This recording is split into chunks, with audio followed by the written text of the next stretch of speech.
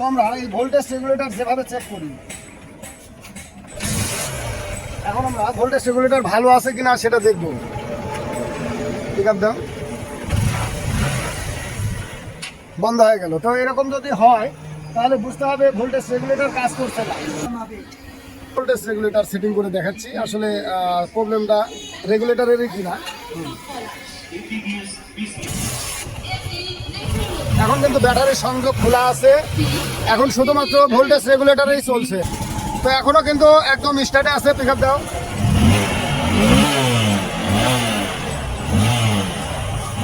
ঠিক এরকম যদি হয় আমরা কিন্তু এইভাবে পরীক্ষা করে দেই, তাহলে আমরা বুঝতে পারি আসলে প্রবলেমটা কি। এছাড়া যদি আর্মেচারের প্রবলেম হয় সেগুলোও কিন্তু আমরা এইভাবেই চেক করি যে আর্মেচারের প্রবলেম আছে কিনা। অনেক সময় আর্মেচার থেকে ভোল্টেজ না আসলেও কিন্তু এরকম হয়। তো এখন কিন্তু ঠিক আছে, এখন আমরা এই ব্যাটারিটা পূর্ণাঙ্গ চার্জ হবে এবং বাইকটা আর কোনো প্রবলেম হবে না। ধন্যবাদ।